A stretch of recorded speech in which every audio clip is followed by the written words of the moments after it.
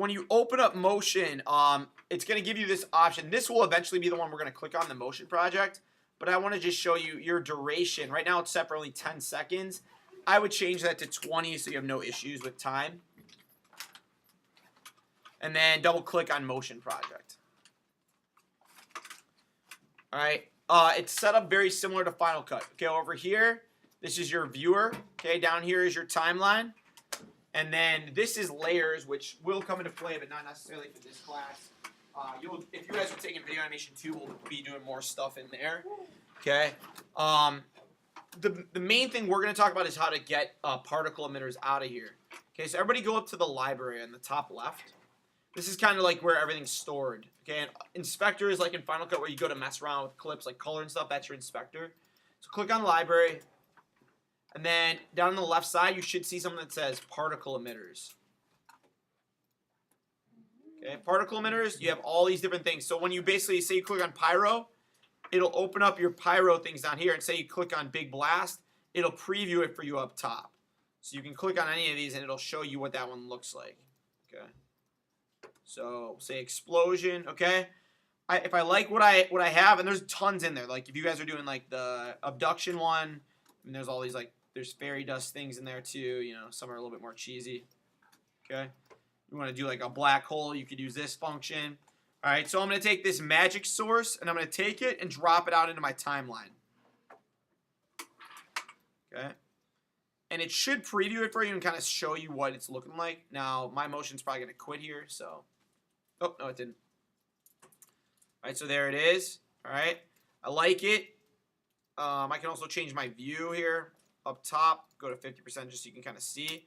And I just want to get that thing centered so I don't crop off anything when I export it. The one big problem with this program is some of these things are really intense in terms of what they do. And that ends up like, you can see my computer is freezing up. I don't know if your guys is. My computer's just been having issues though. Hates me.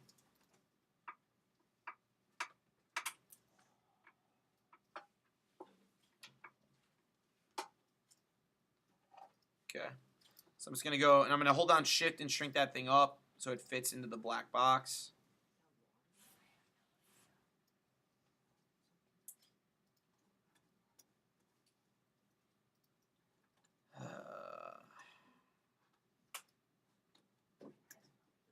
All right.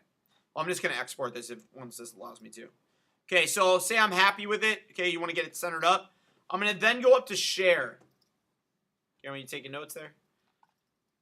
Share export movie, and what we're going to do is export just this clip.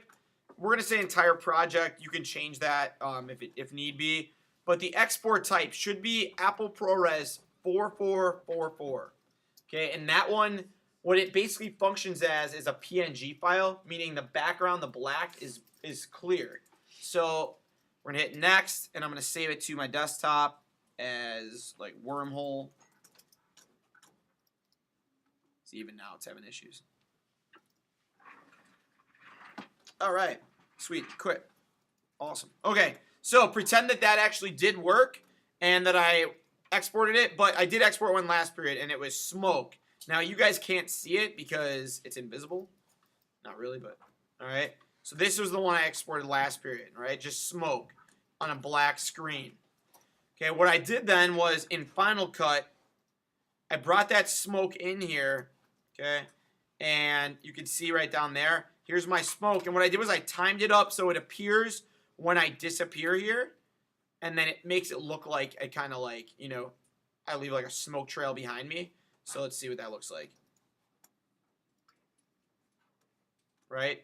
So you could do some other special effects type stuff on there using that thing.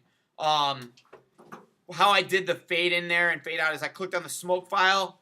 I went to my inspector and I actually keyframed opacity. So I created a point and then I just made it more clear or less clear.